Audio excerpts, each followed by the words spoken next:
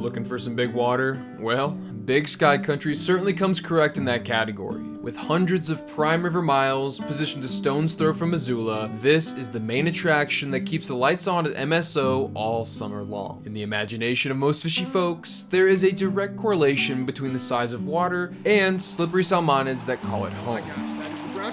Such is the case in most situations, but seeking out the migratory patterns of semi-resident species is simply easier said than done. And if I'm being honest, I may have brought a pair of wading boots to a boat fight. Watercraft culture on these bigger systems is quite popular and extremely effective for putting your flies in front of hungry fish. But to any of my other boatless brothers out there, don't be bothered. I kept it 10 toes down and managed to avoid backups at the boat ramp, and overall, I'd like to think I fared okay. However, don't let my bias bend your better judgment. Here are some of my favorite memories from these very famous rivers, so you can decide for yourself.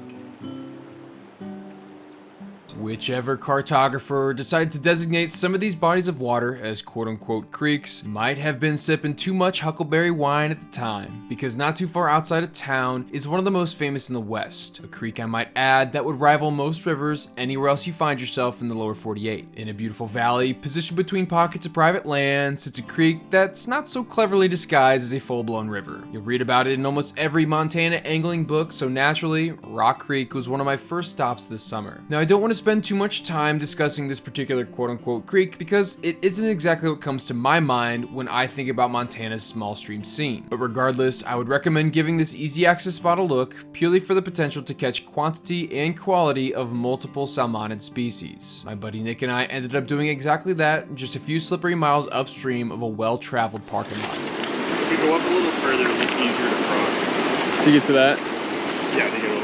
It only took a few good drifts to trick the first small cutthroat of the day. Now, he didn't really want to stick around all that long, and hey, I don't blame him, but Nick was happy to get into some of these Montana natives right off the bat. Next, we both managed to hook a brook. These vermiculated critters are a non-native char species brought over from the East Coast. Certainly a far cry from Vermont or New York or wherever they came from, but they sure seem to be enjoying their new western home and weren't missing any meals from the looks of it. I'm not kidding, folks. We'd barely moved an inch, and I hooked into the third species of the day. A lovely bunch of brown trout were thoroughly tricked by our mediocre offerings of floating flies or drowned nymphs, and with how aggressive these fish were, we both decided it'd be a good idea to toss on a streamer in the hopes of maybe finding their grandpappy.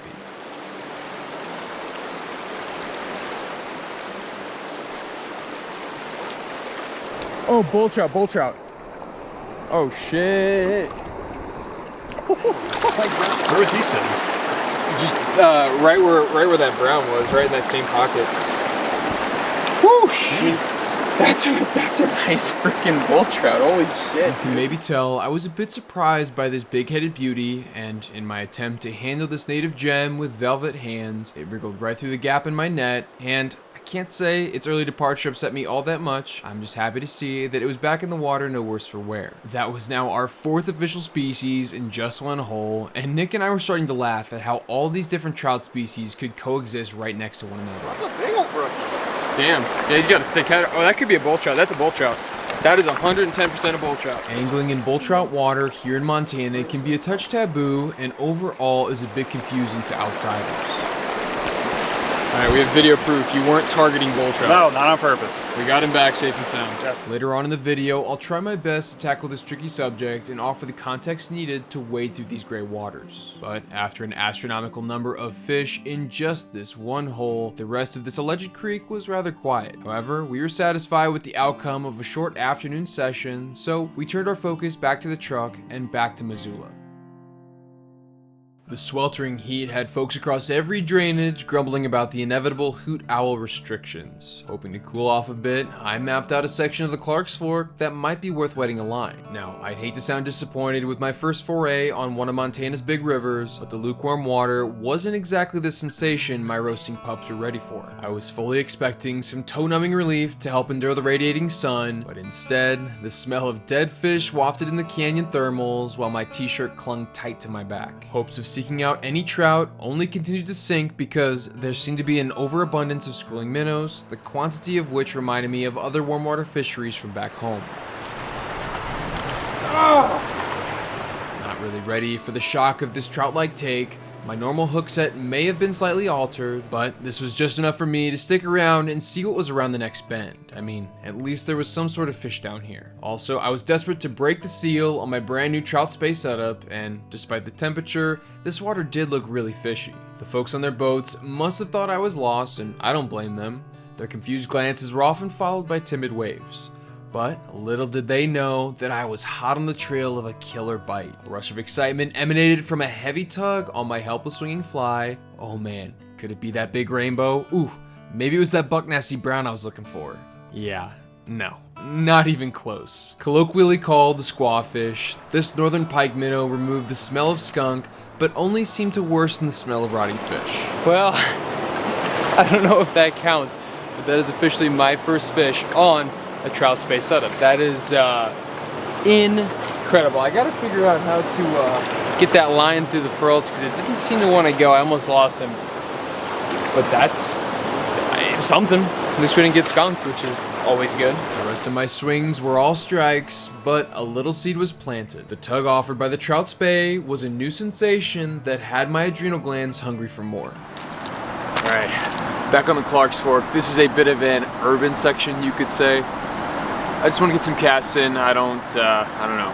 Not really going for any specific goal or any, fish. If I get one, great. If not, no worries. I just need to start working on my trout spay casting. So, yeah, let's try not fall in and freeze our butts off. In the shadow of Montana's finest learning institution, I really put the MT in empty. Not a single fishy sniff coming out of the Clark's Fork told me that a change of scenery might be in order. I kinda hesitate to even talk about this because I didn't really give the Bitterroot a fair shake. Again, being relegated to foot accessible spots kinda narrows down available options, especially when this valley has a heavy private presence. Regardless, high-holing anglers and the sound of a busy road was more than enough to shake my confidence for this entire drainage.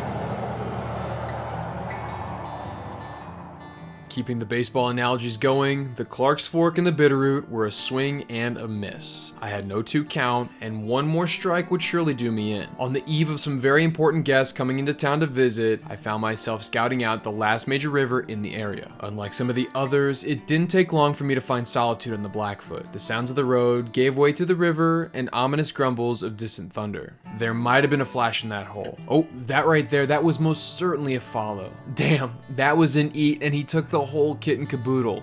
That's just brutal. Just as I was getting warmed up, the clouds were building strong and the resident amphibians were staging for a wet evening.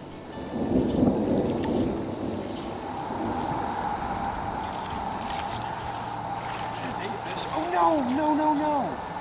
Oh, frick. Prematurely pushed off by the impending storms, I can at least say that I liked what I saw. This would at least be an option to start.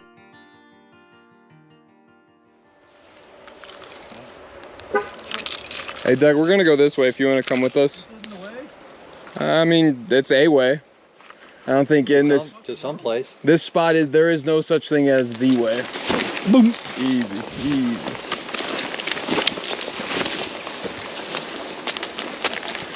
All right, welcome to the Blackfoot, boys. Beautiful. Somos aquí. I'm gonna take Douglas, and we're gonna go catch a fish out of that log jam pool right there. All right. Get him on some fish. If you just want to put on a solo hopper, I mean. Yeah, that sounds good. This wind is good for a hopper bite. Yeah. All right. Doug, don't even set up your rod. I got one ready. My dad and uncles flew up to Missoula for a quick visit and hadn't really found the fishing they were hoping for. So I clocked out a little early to maybe help them track down some willing participants. It didn't take long to get into the action, and despite the aggressive winds blowing up the valley, the fish were cooperating quite nicely. I didn't either. I don't know. The camera must have caught it.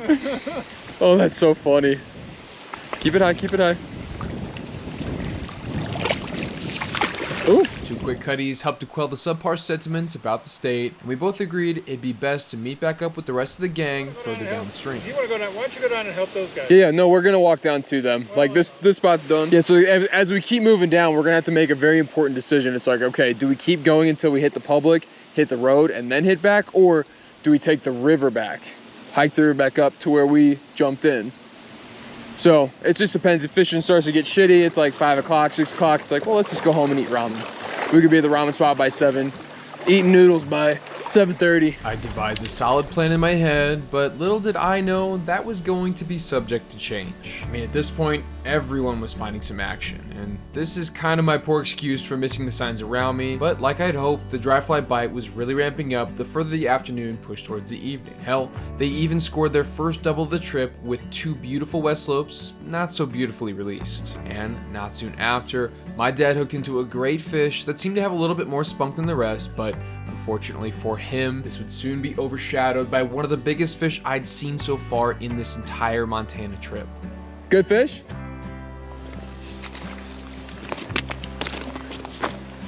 I might have to give it a gander if that's a good fish. Oh, yeah. Douglas Murray, look at you. That's a great cutty. Holy smokes, man. You got plenty of line out. Oh, baby. Oh, Doug, look at that. Holy cow. Okay, this is a deeper net. You want to slide him on into that? Oh, and you got him 8-ball corner pocket. That is, oh, and he just popped out. Now, can I nag you for some pictures for this one? Yeah, you can. And then destroy the other ones. I'll make sure to burn them. Delete them. Good God, dude, that's a great fish, man. That is probably going to be the upper tier for cutties you find in a place like this. I got as big as these guys get. All right, I'm ready to let him back whenever you are.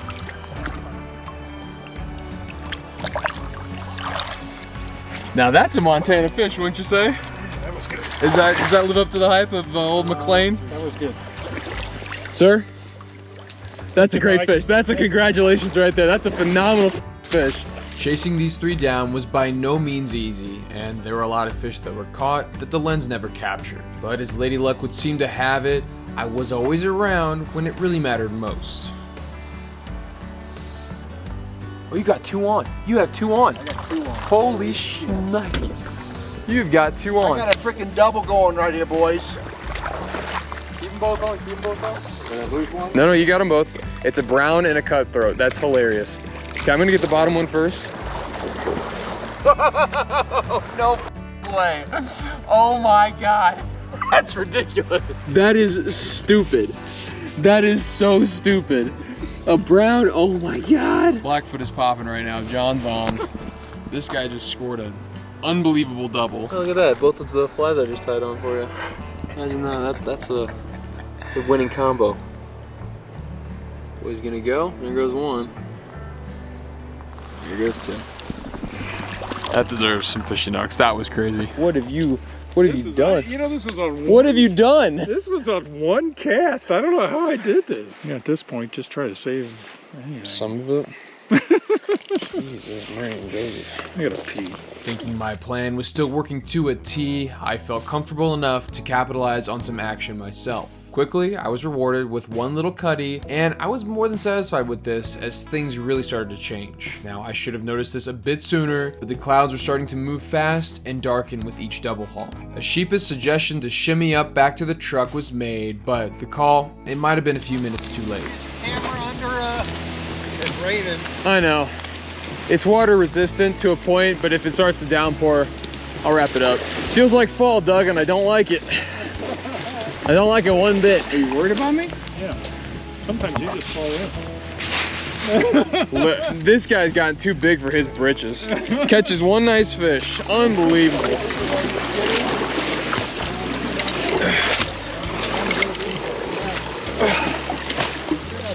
Because we followed a pretty distinct path. Yeah, I think it's right coming here. in. I think it's over here, boys. All right, estamos aquí, boys. The smell of wet dog and waders filled the cab as the cold rain fogged up the windshield. The salty cohort agreed that warm ramen and a few beers would be the perfect way to cap off this day. And on the brief drive back to Missoula, the consensus was made that there'd be no point in leaving fish to find fish.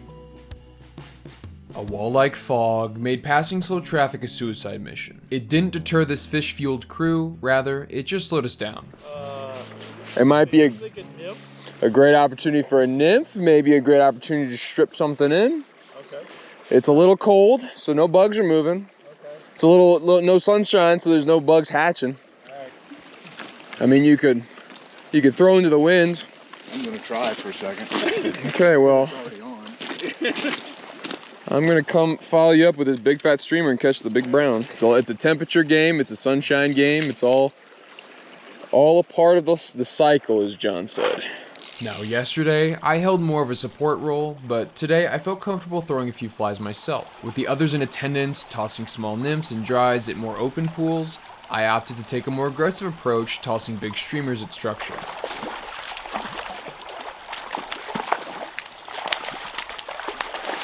Oh yeah, baby. This sizable cutthroat helped to remove the smell of skunk and solidify the idea that stripping, it might be the move. See ya, brother. I was far from alone in this morning action. The fog was thick, but everyone else was finding a few fish. Pushing upstream, there was another nice hole that seemed worth a cast or two.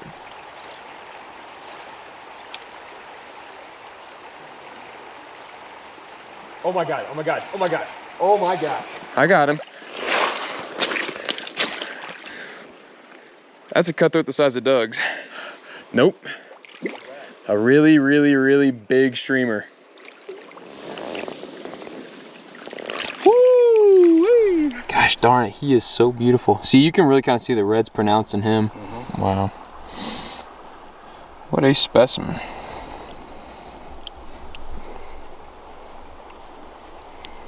You're good to go, brother. Oh, he went the wrong way. The whitefish, is that unusual? Well, we're nymphing. Well, I know, but... So we avoided all the whitefish yesterday because we were throwing dry flies. Well, I understand that, but And then the streamer fish that we're catching, you know, they're I mean, I got a whitefish down there. They love those Prince nymphs. John, you gotta take it easy on these boys. I got a. Oh! Thank God.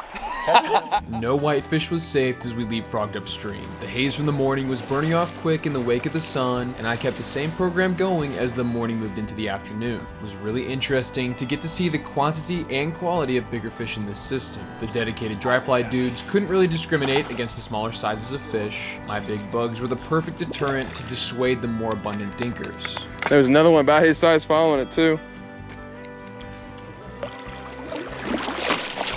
Probably about the one I had yesterday, I think. Yours was bigger. Yep. Just slight margins though.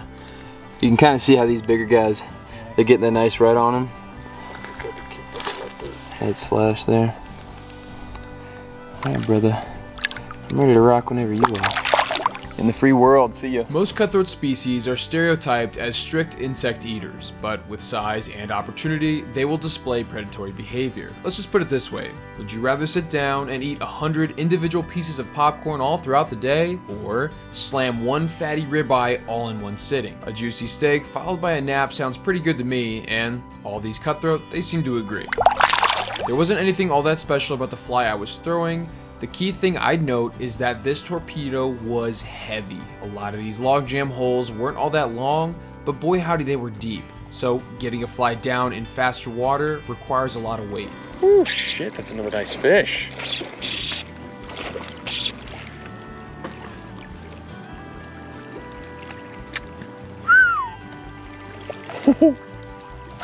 Oh, you're so red. This one's got the sun camo going so nice. That is a beautiful fish. Just so gorgeous. That must be getting to fall colors here soon. That's wonderful. I'm gonna let this guy go, and man, this streamer bite is nuts. I know I haven't talked much today, but man, it is something to behold. These bigger cutthroat were a boatload of fun, but not exactly my desired target. I was throwing big meat to try and coax out one of the rumored buck nasty browns that are alleged to run these waters. Late summer should be right around the time they start moving upriver for the spawn, but prospecting like this was a dangerous game because intention with quote-unquote targeting can blur the lines in Montana angling regulations. Oh, yes.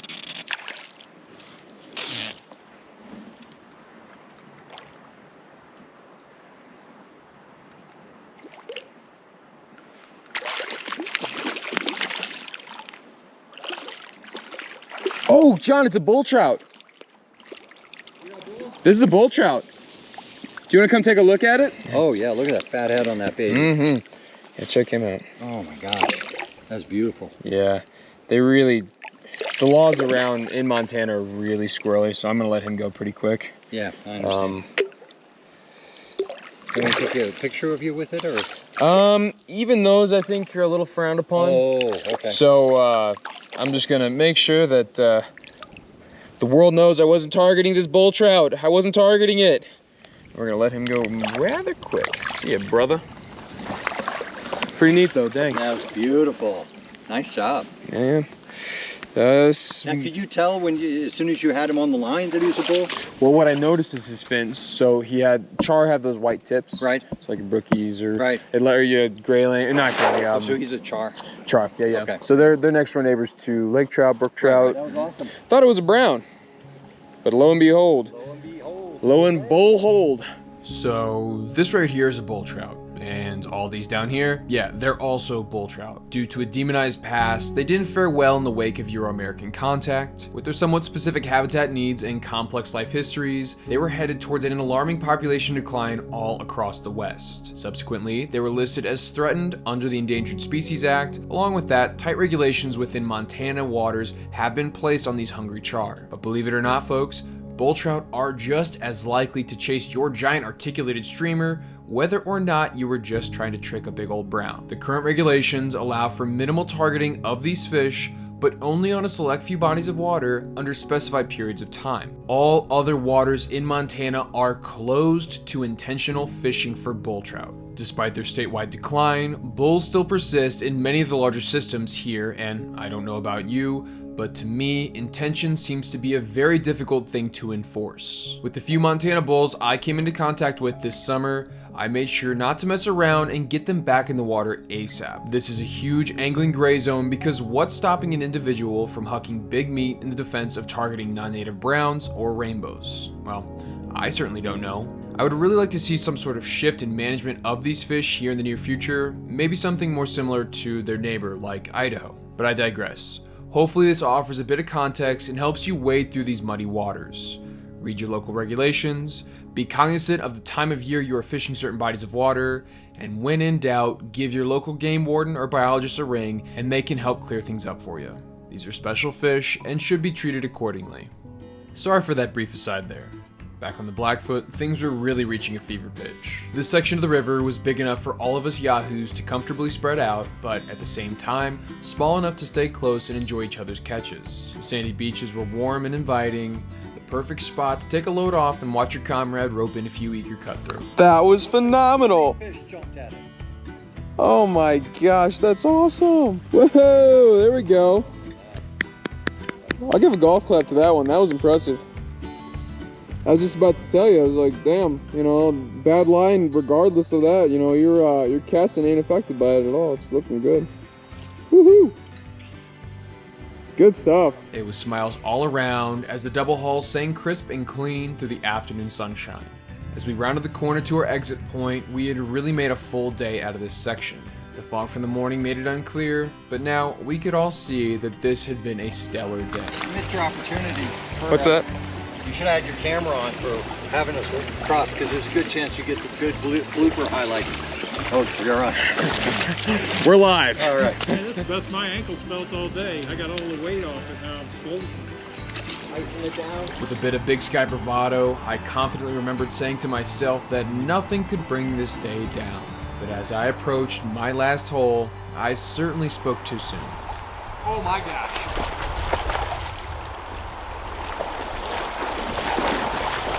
Oh my god, oh no! That was a 20-inch brown, dude. Holy shit, he took my thing too. Oh no! Oh, he took everything I own. That was a 20 plus. That was gonna be the biggest fish of Montana. That was a fucking huge fish. I might as well carry it with me. This is just a normal day on the water. I'll be back in a bit, boys. To say ruin would be far too dramatic, but my goodness gracious, the power of that fish wobbled me. I could have and should have done a million things differently, and now, kicking rocks all the way down the road, I had a problem. A feeling was sinking into my bones, and I knew I couldn't leave Montana without finding another brown like that. The seed was planted, and with the asphalt and semi-trucks as my witness, I vowed to complete this mission. Okay, rods, check. River still looks good, check. Big fatty frogs? Okay, things haven't changed that much. Well, whatever fish is living in here has certainly got my number. It's haunting me at the moment. So I've returned for the third trip in a row now to see if he'll bite, but I don't have much hope for this afternoon. It's probably gonna ramp up towards the evening, but yeah, we're gonna stop here real quick and keep moving upstream. With bated breath, I made decisive strips with my dive bombing streamer. Every pull moved slow and smoothly through my hands without any foreign resistance. I'd been back a few times since, and yet again, it looks like no one was home. Upstream, I broke out my 5-weight with a slightly smaller streamer to hit some of the shallower runs. This proved to be the more effective approach throughout the night, and this awesome cutthroat was the first domino to fall. Unlike some of my prior trips, I had finally managed to part ways with that pesky skunk. Moving up into some now unfamiliar water, I was getting closer to my white whale. The dogging fight was familiar enough, but lacking slightly in the size department. I had time to scout one last hole before turning around, and I'm sure glad I did. My heart dropped just a touch when I felt the initial hit, but I soon realized that this again, it wasn't the big brown I was after. The size of this cutthroat reminded me of the foggy day with my dad and uncles, and no doubt a great fish, but my disappointment in scooping and scoring the wrong salmonid was by no means warranted. I don't want to sound ungrateful, folks, but I was still hungry. Shadows were growing long, and I couldn't just loiter. I turned around and tried to recycle the water on my walk back downstream, and rummaging through another aggressive cutthroat, I was nearing my takeout point once again. One more brown gave me false confidence that the sun setting would maybe wake up some of the bigger fish. Again, I was certainly on the right track, but I ended up paying the price for pushing my luck.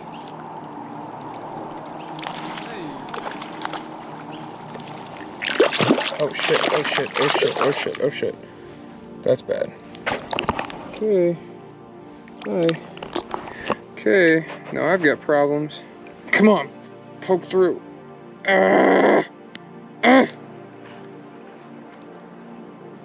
Ouch! The Blackfoot gives at times, but then again she takes away. Let this be a lesson, folks. Really make sure you pinch down all your barbs.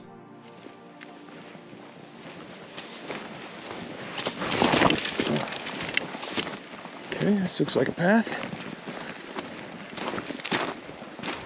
Okie doke. Last trip on the Blackfoot. Last, but far from least, the crisp of fall hanging in the air really made it feel like the end was near.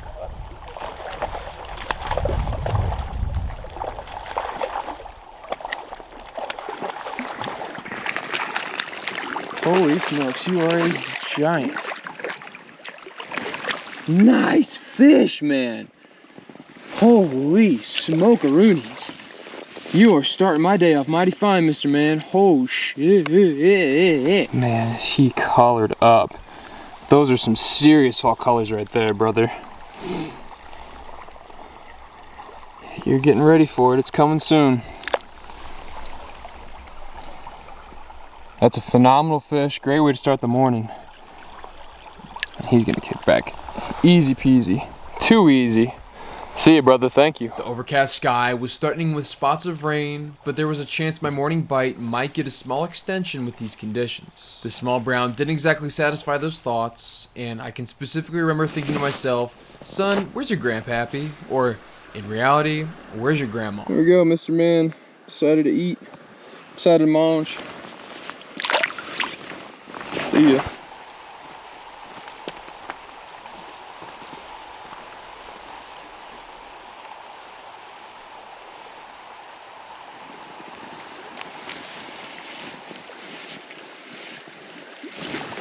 Oh shit. Oh shit. Oh my gosh, that is the brown trout. Oh my gosh. Oh my gosh.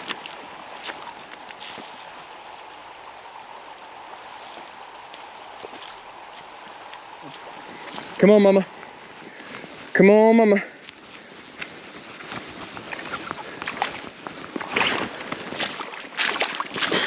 Ah!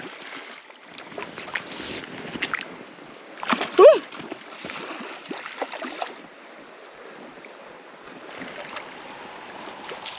Ah!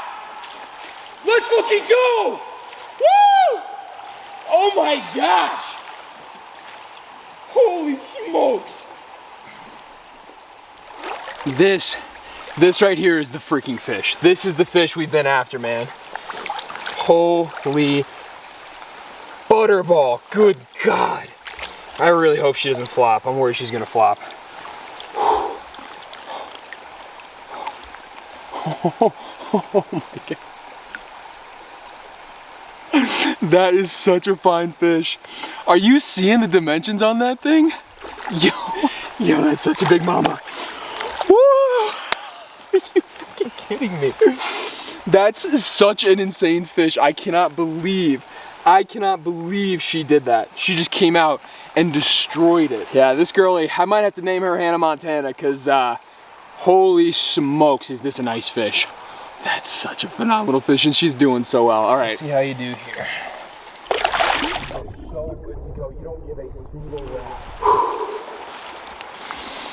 I am trying so hard to compose myself because I don't catch fish like that very often, and that thing was a certified tank. I can't remember the last time I caught a brown of that caliber, and that's the thing. We're in that late summer, early fall transition period. She was full of eggs. She's a pre-spawn piggy, and gosh darn it, I knew they'd be in here. Just timing and weather and everything. It's just, oh my gosh, I cannot believe. Oh my gosh, I can't believe we got that fish. That was so insane. On a 5-weight, no less. The old Ant Fire Rod's putting in work, baby. But yeah, just a little sculpin pattern. Have a little bit of weight on it, but yeah, just right across this main seam. Bop, bop, bop, bop, hump. I mean, that thing shamu'd, I think 3 times, if my memory serves me. That thing was jumping out the gym. That was, oh my God, that was so cool. That right there is that's a core Montana memory. But yeah, this gamble is already paying off, and I can't find the words. I'm still like shaking. That's so cool, man. Where do you even go after a fish like that? Obsession, that might be a stretch, but ever since that big one got away a few weeks ago, visions of butter slabs have been living rent-free in my head. Call it a mix of good timing or simply dumb luck, I really don't care. Personally, I'd like to think burning a bit of boot leather had something to do with this massive success. What's that old saying? I think it goes something like luck being where hard work meets opportunity. I don't know. Maybe it was all in the hands of the fish gods, and as payment for all my silly efforts, they had just blessed me with the perfect last day. Regardless, a slight breeze carrying some crisp air had meandered through the valley and accelerated the pending precipitation. I was more than prepared for this inevitability, and if anything, it only aided in the continued stream of success.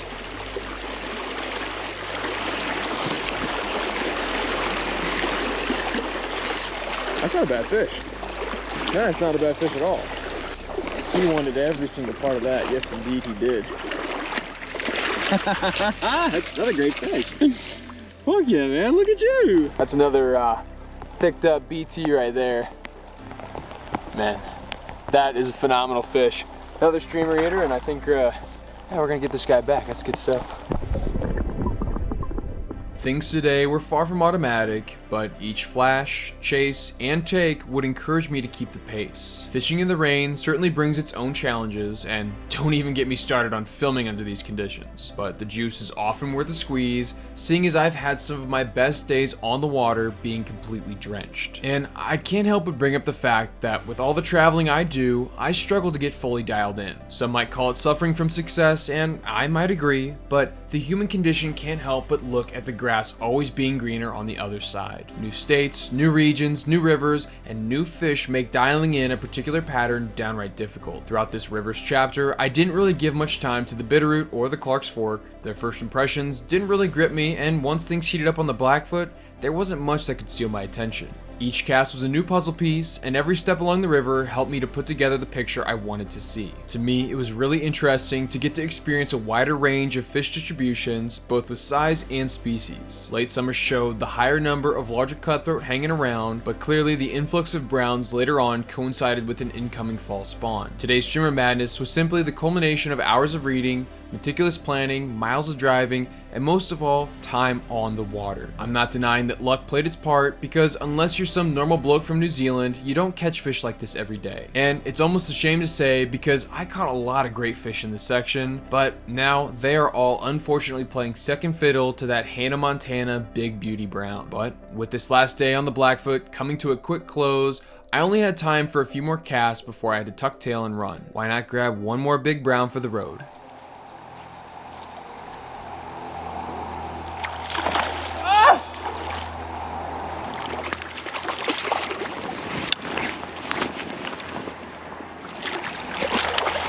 Yes! Oh, yes! That's another nice fish.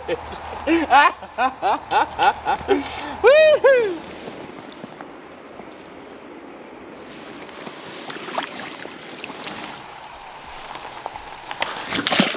Oh no. There he goes. Rats. Look at this little son of a gun.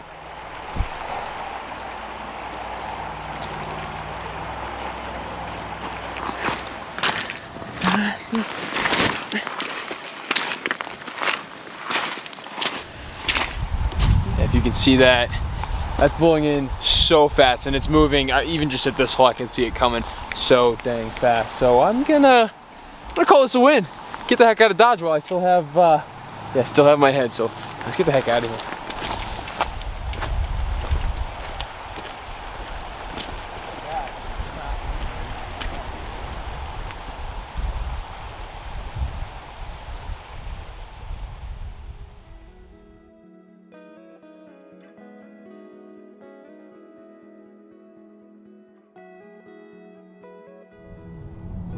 The nearest anyone can come to finding himself at any given age is to find a story that somehow tells him about himself. Each fishing opportunity was unique in its own way, some better than others, and some maybe more frustrating, but especially towards the end as I started to get dialed in, that upper Blackfoot, I mean, those kind of interactions are going to be something that are cored into my memory that I will never ever forget.